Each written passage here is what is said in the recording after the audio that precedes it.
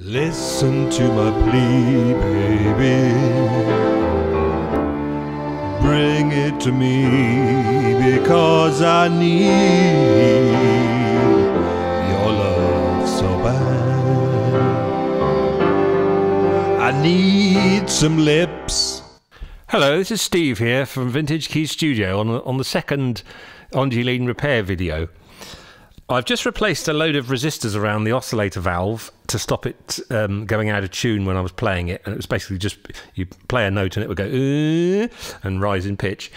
So here you can see the inside of the Ondioline, and the variable capacitors in it have all failed. They were basically a metal and acetate sandwich. Their function in the Ondioline is to be able to tune the octaves between the octave selector independently, so it tunes the entire keyboard up or down, but only on that particular octave. On the selector you've got octave 1, 2, 3 and 4, so there's 4 variable capacitors to help you tune those octaves in.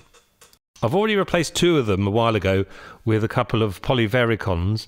For those of you who don't know what a polyvaricon is, it's basically a type of variable capacitor with ganged controls at various set capacitance ranges within a few tens or hundreds of picofarads. So it's quite a small capacitance range. And the way it works is that you have to kind of weight them or add capacitors to them to kind of tune them into the right range of capacitance. The ones I already replaced were marked CV4 and CV3 in the schematic.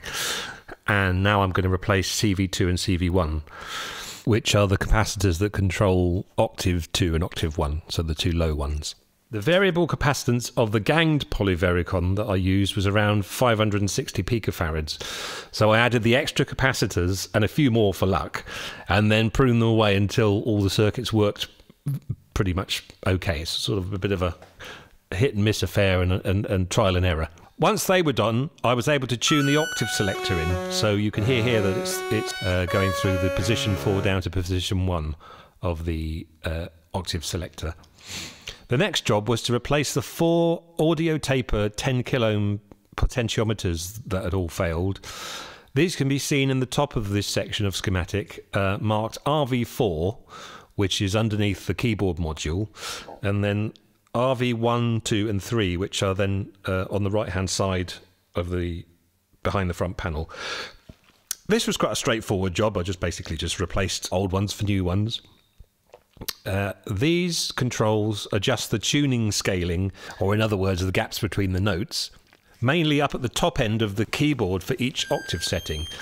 But they interplay with one another, so the standard tuning procedure on the Ondioline is to tune the top octave first and then work gradually down. It's not an exact science. It sort of depends on how long the Ondioline has been on for. I think they say in the book to leave it on for about 15 minutes to get it to kind of regulate itself.